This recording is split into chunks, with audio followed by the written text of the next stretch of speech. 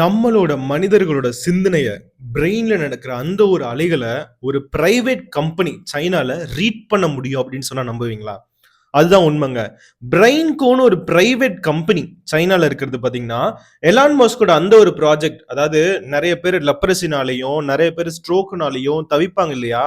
அவங்களுக்குலாம் one side கை கால்லாம் பாத்தீங்கன்னா பேரலைசிஸ் ஆகிரும். அதாவது அது வந்து எடுக்காம போயிடும், அந்த கை கால்லாம் இழுத்துக்கும். ஸோ அந்த மாதிரி இடத்துல எல்லாம் பாத்தீங்கன்னா அவங்க எதையும் பேச முடியாது, வாயும் பேச முடியாது, கை காலும் இழுத்துக்கும். அந்த இடத்துல அவங்க சிந்தனைகள் இருக்கும். ஸ்டீஃபன் காக்கிங் எப்படி இருக்காரு அதே மாதிரிதான்.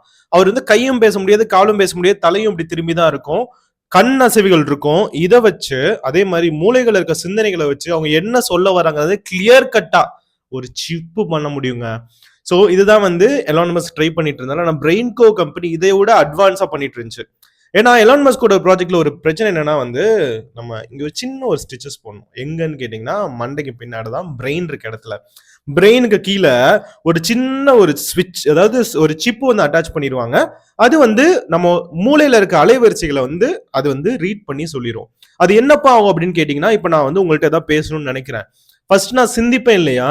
என் மூளையில ஒரு அலைவரிசை வந்து அதை உங்களுக்கு நான் சொல்றதுக்கு முன்னாடி நீங்க ரீட் பண்ணிடுவீங்க. இது மூலியமா நிறைய நல்லதுகள் இருக்கு, நிறைய கெட்டதுகள் இருக்கு. யாரு பொய் சொல்றா, யார் உண்மை சொல்றா, இந்த இவ்வளவு தூரம் இந்தியாவில் இருக்க பெண்டிங் கேசஸ் அதே மாதிரி எல்லாத்தையுமே ஈஸியா கண்டுபிடிச்சிடலாம். யாருமே கரப்ஷன் இல்லாம பண்ணலாம். அதே மாதிரி நிறைய பேர் இந்த பெரிய பெரிய மனிதர்கள் தவறுகள் பண்றது எல்லாத்தையும் உடனே தடுப்பு நிறுத்தலாம் இல்லையா? நிறைய டிராபேக்கும் இருக்கு. இது நான் உங்களுக்கு சொல்லவே தேவை கிடையாது. எல்லாருக்கும் மிகப்பெரிய ஒரு ஷாக்கிங்கா இருக்குது வீடியோலயே. ஸோ ஓவராலா இன்னைக்கு அந்த பிரைவேட் கம்பெனி பிரெயின்கோ அப்படின்ற ஒரு கம்பெனி பாத்தீங்கன்னா இந்த மாதிரி ஒரு வைசஸ்ட் டிசிஷன் எடுத்திருக்காங்க. ஒரு இன்டெலெக்சுவலான ஒரு டிசிஷன் எடுத்திருக்காங்க. என்னன்னா, எலான் மஸ்க் வந்து மூளையை கிளிக்கணும், அதாவது மண்டைக்கு முன்னாடி ஓட்ட போடணும், நான் வந்து சிப்பை வச்சுட்டு வருவேன்றாரு ஸ்டார்லிங் ப்ரோக்ராம் மூலியமா, நியூராலிங்க் ப்ரோக்ராம் மூலியமா. ஆனா எங்களது பாத்தீங்கன்னா அதெல்லாம் எதுவுமே தேவையில்லை.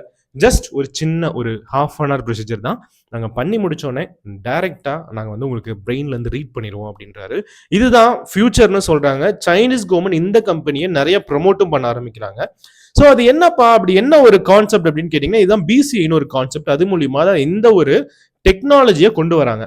பிசிஐனா பிரெயின் கம்ப்யூட்டர் இன்டர்ஃபேஸ்ங்க. ஸோ இது என்ன பண்ணும் அப்படின்னா வந்து எலக்ட்ரிக்கல் சிக்னல்ஸ் பிரெயின்ல வர்றது எல்லாத்தையுமே அது வந்து ஒரு கமாண்டா கன்வெர்ட் பண்ணும். அது வந்து ஒரு நான் வந்து ஏதாவது ஒன்று சிந்திக்கணும் அப்படின்னு நினைக்கிறேன்னா, என்னோட வார்த்தைகள் தமிழ்ல இருக்க வார்த்தைகள் மூலியமா நான் ஏதாவது ஒன்று சிந்திக்கணும்னா அதை வந்து தமிழ்ல இருக்க வார்த்தைகளா மாற்றும். நான் வந்து ஏதாவது ஒன்று இமேஜின் பண்றேன் அப்படின்னா ஒரு பிக்சரா மாற்றும். ஸோ இந்த மாதிரி தான் இதான் பிரெயின் கம்ப்யூட்டர் இன்டர்ஃபேஸ் அப்படின்றது கன்வெர்ட் பண்ணி கொடுக்குறது, இந்த கமாண்டை மாற்றி கொடுக்கறது தான். ஸோ இன்னைக்கு பார்த்தீங்கன்னா இந்த டிவைசஸ் பார்த்தீங்கன்னா நிறைய இடத்துலயே வருது. இது பார்த்தீங்கன்னா ஸ்டிச்சஸ் பண்ணி பண்றது மூலியமா, ஸ்டிச்சஸ் பண்ணாம இதை வந்து அட்டாச் பண்றது மூலியமா வருது. இது ஒரு ஏஐ டெக்னாலஜி தான். ஸோ ஏஎல்எஸ் அண்ட் பேரலிசிஸ் பேஷண்ட்ஸ்க்குலாம் பார்த்தீங்கன்னா ரொம்ப அதிகமா, அதாவது அவங்களால பேச முடியாது, டைப் பண்ண முடியாது, இந்த மாதிரி எல்லாத்துலயுமே வந்து இதை வந்து கொண்டு வராங்க அப்படின்றாங்க. ஸோ ஆல்ரெடி நியூராலிங்க் ப்ரோக்ராம் பார்த்தீங்கன்னா நிறைய இந்தியன் கம்பெனிஸ் பார்த்தீங்கன்னா பேனும் பண்ணியிருந்திருக்காங்க. யூஎஸ் சென்ட்ரிக் கம்பெனி பார்த்தீங்கன்னா ஆர்மி வார் டைம்லயும் ஒரு சில இடத்துல யூஸ் பண்ணிட்டு இருக்காங்க. இது எதுக்கு அப்படி கொண்டு வராங்கன்னு பார்த்தீங்கன்னா, இது வந்து யூஎஸ்க்கு அகேன்ஸ்டா கொண்டு வரது தான். யூஎஸ்ஆர்க்குன்னு எலான் மஸ்க் வச்சு இதெல்லாம் பண்ணிட்டு இருக்கு இல்லையா? சைனா அவங்க சைட்ல இருந்து எதாவது பண்ணணும். இந்த ஒரு ரேஸ் டெக்னாலஜி ரேஸ்ல கொண்டு வரணும். ஆல்ரெடி நம்ம வீடியோ நம்ம சேனல்ல வந்து ஒரு வீடியோ போட்டிருக்கோம். என்னன்னா வந்து ஏஐ ஹியூமனாய்ட்ஸ் அப்படின்னு ஒரு வீடியோ போட்டிருக்கோம். அதுலயும் சைனா ஃபர்ஸ்ட். உடனே 1,00,000 ரோபோட்டை ப்ரிப்பேர் பண்ணுங்கப்பான்னு சொல்லியிருக்கா. அது எதுக்கு ப்ரிப்பேர் பண்ணா நமக்கு உண்மையாலுமே தெரியல. ஆனா நமக்கு பெரிய ஆபத்து இருக்குன்னு மட்டும் தெரியுது. அவங்க கூட ஃப்ரெண்ட்ஸா இல்லைன்னா நெய்பர்ஸ்ல வந்து அவங்கள பொறுமையா அவங்க ஆதரிக்கல அப்படின்னா. ஆனா இந்தியா அப்படி பண்ணிட்டு தான் இருக்கு, ஆதரிச்சுட்டு தான் இருக்கு. நம்ம நிறைய டெக்னாலஜி யூஸ் பண்ணிட்டு இருக்கோம். நீங்க பாக்குற மொபைல் கூட சைனீஸ் மொபைலா இருக்கலாம். ஸோ இது எல்லாமே இருந்துட்டு இருக்கு. ஆனா இதுல யூஎஸ்ஏக்கும் சைனாக்கும் ஒரு போர், டெக்னாலஜி போர் ஒன்று வந்துட்டு இருக்கு. ஸோ அதுல பாத்தீங்கன்னா இது எல்லாத்தையும் உடனே ப்ரிப்பேர் பண்ணணும்னு சொல்லிட்டு அவங்க அதாவது வந்து உடனே ஸ்ட்ராட்டஜிக் ஃபியூச்சர் இண்டஸ்ட்ரின்னு ஒன்று கிரியேட் பண்ணி அடுத்த ஒரு 5 வருஷம் திட்டத்தை கொண்டு வந்திருக்காங்க. 5 வருஷம் திட்டத்துல பாத்தீங்கன்னா இந்த பிரெயின் சிப் பாத்தீங்கன்னா இந்த நியூரோ டெக்னாலஜின்னு ஒன்று கொண்டு வந்து பிரெயின் கம்ப்யூட்டர் இன்டர்ஃபேஸ் கொண்டு வந்து நிறைய பேருக்கு வந்து சேர்க்கணும். முதல்ல வந்து மெடிசன்ல யூஸ் பண்ணணும்னு கொண்டு வந்திருக்காங்க. ஒரு சில இடத்துல ஆர்மில யூஸ் பண்ணணும்னு கொண்டு வந்திருக்காங்க. ஸோ இது எல்லாமே வந்து நம்ம இந்தியாவுக்கும் மற்ற நாடுகளுக்கும் ஒரு பெரிய ஒரு வேக்கப் கால் தான். இந்த மாதிரி கம்பெனிஸையும் இந்த மாதிரி கண்ட்ரிஸையும் ஒருங்கிணைக்கல, அதுக்கு ஒரு இன்ஸ்டிடியூஷன் இல்லை அப்படின்னா இது எங்க வேணாலும் முடியலாம். எந்திரன் படத்துல மாதிரி ஒரு பெரிய போராகவும் முடியலாம். நிறைய விஷயங்கள் வந்து நிறைய டேட்டா வந்து அவங்க கலெக்ட் பண்ணலாம். ஸோ பிரெயின்கோ அப்படின்ற கம்பெனி வந்து 2015 கிரியேட் பண்ணியிருக்காங்க. இது வந்து ஒரு ஹார்ட்வேர் இன்னோவேஷன் லேப் தான். ஸோ இது வந்து சைனால இருக்கு. ஸோ இதுல வந்து 6 லிட்டில் டிராகன்ஸ் அப்படின்னு சொல்லிட்டு சைனீஸோட முக்கியமான ஒரு கம்பெனிஸ் 6 முக்கியமான கம்பெனி சொல்லுவாங்க. ஸோ இது வந்து ஒரு ஸ்டார்ட் அப் கம்பெனி மாதிரி.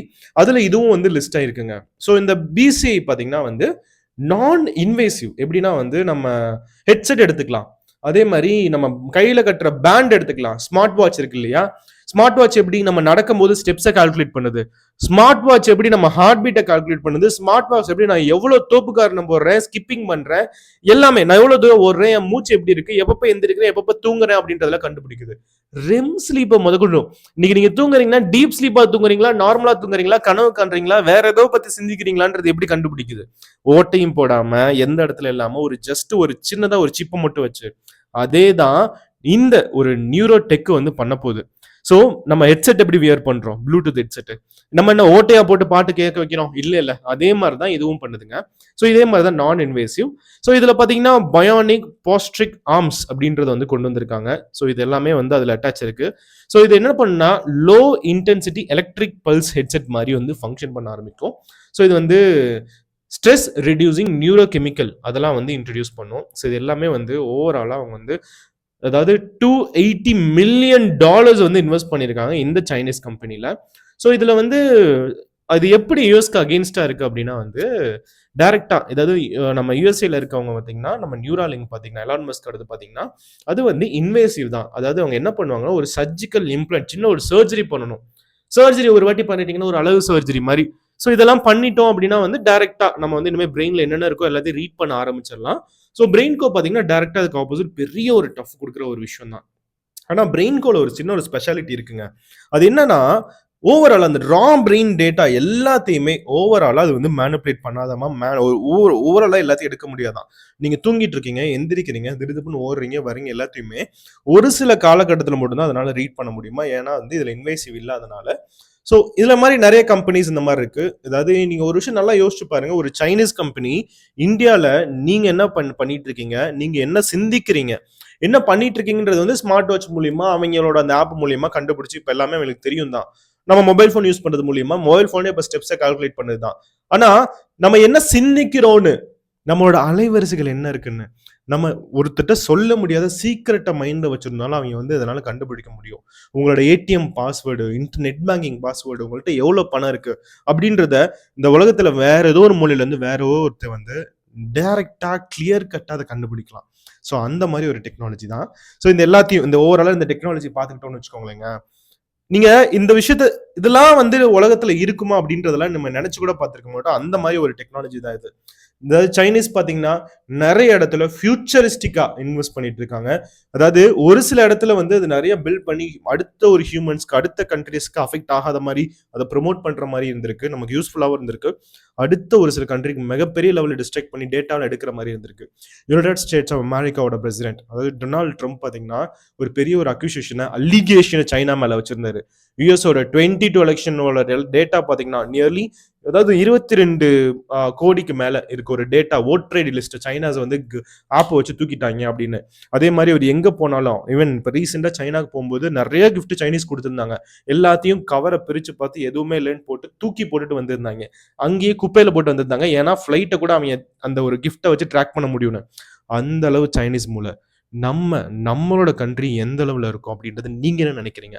ஹியூமனைட்ஸ் கிரியேட் பண்ணிருக்கோமா, சைனீஸ் சிப்பை கிரியேட் பண்ணிருக்கோமா? இன்னைக்கு நம்மளோட என்ஜினியர்ஸ் அவங்க அதாவது வேற கண்ட்ரில போய் வேலை பார்க்கணும்னு இல்லாம நம்மளோட கண்ட்ரிலே ரிசர்ச்க்கு நிறைய இன்வெஸ்ட்மெண்ட் இருக்கு. இங்க பண்ணா நமக்கு நிறைய ப்ராஃபிட் நினைக்கிறாங்களான்றத டீட்டெயிலா கமெண்ட் தெரிவிங்க. பார்க்க ரொம்ப அவலா இருக்கேன்.